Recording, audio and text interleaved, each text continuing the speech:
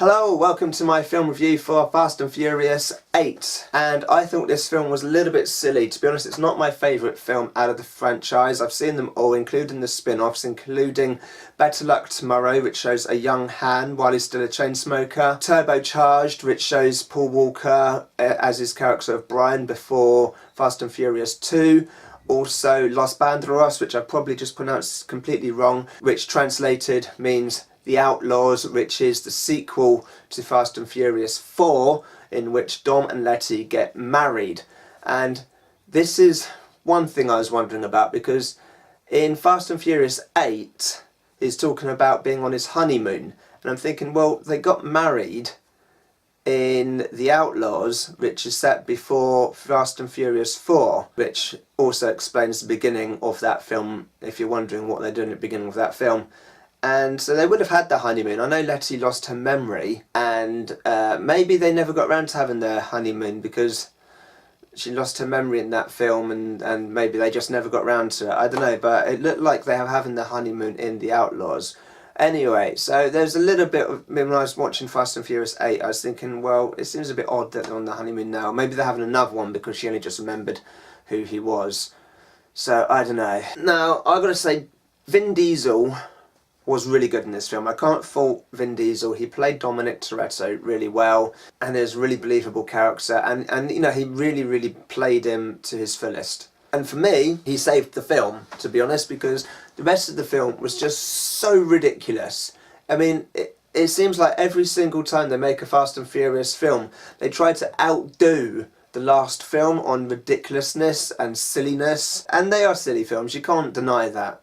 But they seem to have got so far away from their original roots of street races that it's just completely absurd now. I mean, there were still a few moments in the film that I enjoyed, but I felt disconnected from most of the film, to be honest.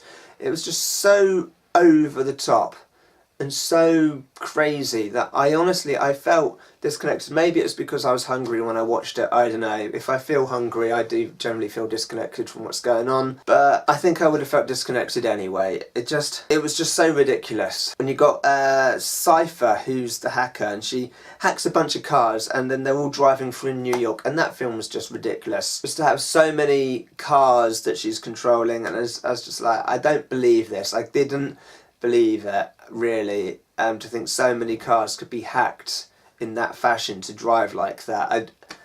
That was too far for me. And there are just some other bits, like Roman had an orange Lamborghini out on the ice. I mean, yeah, he's supposed to be like the comedian, but he's not that stupid. And the whole thing, that was just, I mean, they're out on the ice in Russia, and they got a nuclear submarine chasing them, and the best team in the world that can deal with this hacker, with this problem, is a bunch of street racers. You've got all the best people in the world, and like, no, the only person we can get are some street racers to take down. It's just, I just felt it was too unbelievable. I mean, the other films are a little bit unbelievable. I mean, the first film was mildly believable. Then the second one was mildly believable, although that had some irritations in it. The third film, again, it was mildly believable, and then the fourth one was starting to get a little bit silly. The fifth one, this is where they're thinking, okay, this is where the silliness, we're going to take over now of the silliness. And then the sixth one got very silly. The seventh one was ridiculous. And then this one is just, it's too much. It was too much. I couldn't get into it. As I said, the only thing that held it together was Vin Diesel and his motivation for what he was doing, and the reason he was doing what he was doing. That felt believable, and his acting felt believable. Everything else, just, no, I didn't enjoy it as much as the others. And I've been to the cinema to see them all. And obviously, I said I've seen all the extra spin-offs and all the prequels, and I enjoyed all of them. Even though they are completely ridiculous, I still enjoyed them. But this one, it didn't work for me. It really didn't. It was too much. I mean, I like an action film, but this one is just, I need to think that it is vaguely believable. Okay, so sometimes I watch a film which is obviously completely fictitious and not believable. It's something I like the Star Trek films, for example, and they're completely fictitious, but they're trying to be fictitious. Whereas the Fast and Furious films, their foundation was based in reality, and they've gone so far away from reality that it just no longer feels like it's part of the same franchise. They've just moved away from their core base too much. And some people say, well, the film's evolved, it's progressed. And it's like, well, it's progressed into something different. And I'm not keen on that. Obviously films should progress. They should evolve. The characters should evolve. The characters have changed over the course of the years. People have come in, people have died, more people have come in, more people have died. So the films do progress. At its very core, it has moved away from what it originally was. It was a film, whether you liked it or not, as a street racing film, you could believe that it was real. You could believe that that sort of thing could happen, and it's just gone to the absurd.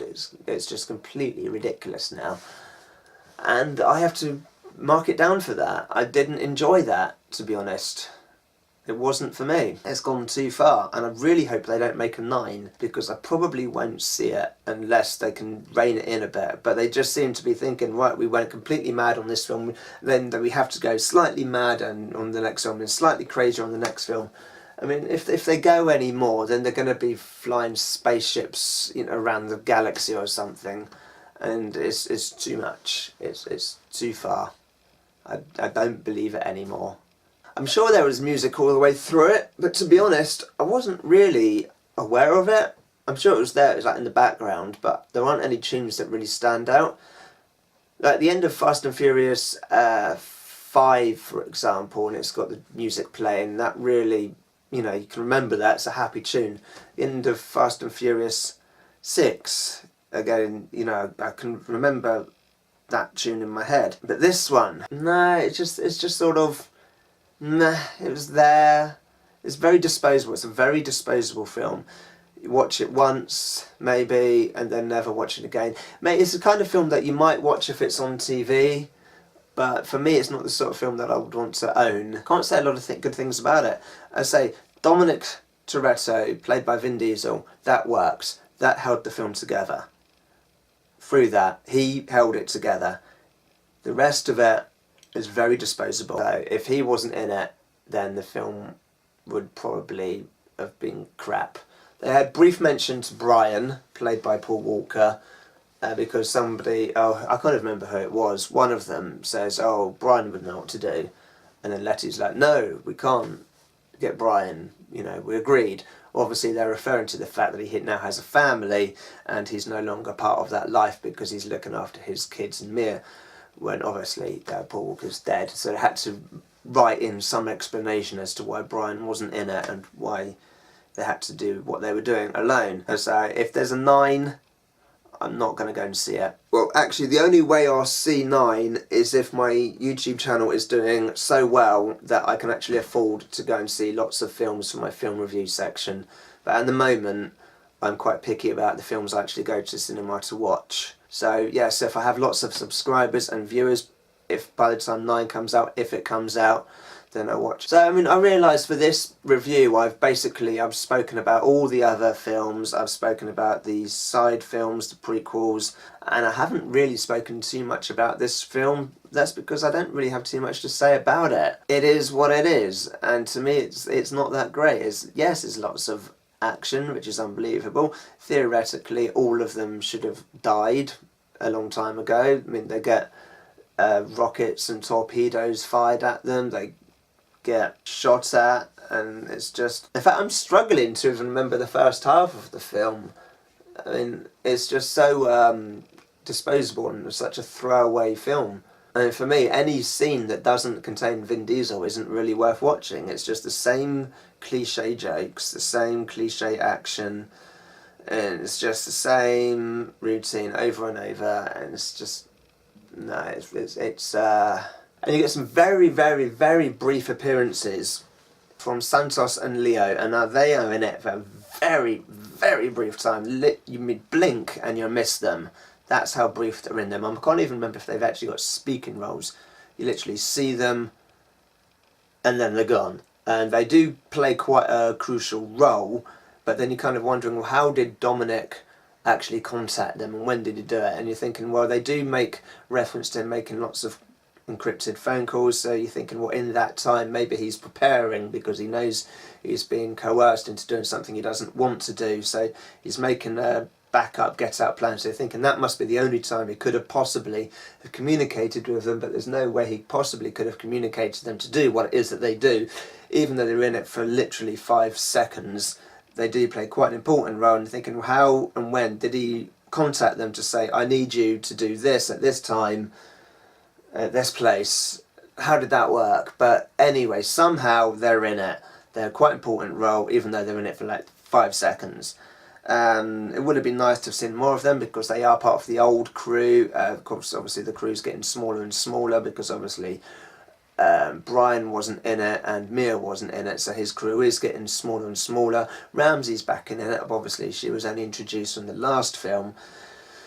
So she's now part of their crew. I'm not sure really why she's hanging out with them, but you know, well, they did save her life, I suppose. But it just seems, you know, they could have made more use of those characters because you see them briefly in 4 and then you see them briefly in 5 and then they're not in 6 and I don't think they're in 7 and then very briefly in this one. It just seems like they could have made more use of the characters. So I've just had a quick look online and it looks like there is going to be a number 9 and a number 10, and I said earlier 8 has put me off seeing the others because it's got so ridiculous. I've seen all the others in the cinema and I've seen all the side films, but it's got so ridiculous now that I don't want to see 9 or 10.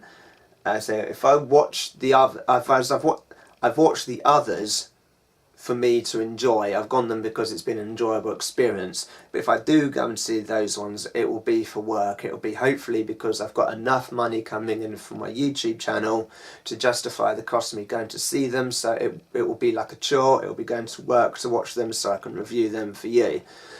If I don't have enough money coming in, then I probably won't bother. It's simple as that. I'm not going to go and watch them for my own enjoyment because 8 has put me off seeing them, basically. It's just so far ridiculous now and I just can't be bothered with it.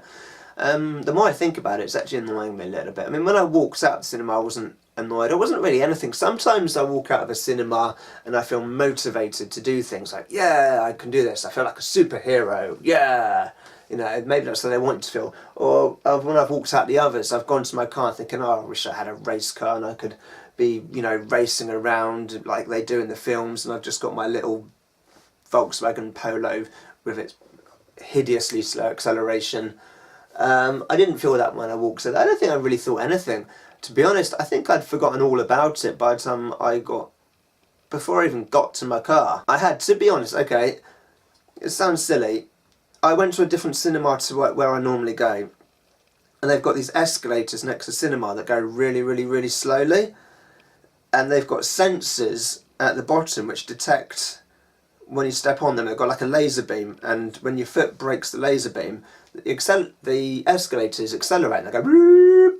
And I'd walked out the cinema and I found these escalators which accelerate when you step on them more interesting than remembering the film I'd just watched. That tells you how disposable the film is. Normally I come out of there and I get in my car and it's like, yeah, I'm a racing driver in one of the films, I can be a street racer, and then I sit in my little Polo and I realise actually no, I'm not. I'm really not. This car is not good for racing. It's really bad. I didn't even make it that far. Literally, I got as far as the escalator. I was like, ooh, the escalator speeds up when you step on it. That's interesting. That is how disposable the film was. If you like this video, check out my other videos. If you like them, subscribe. That would be brilliant. And yeah, alright, cheers, thanks, bye.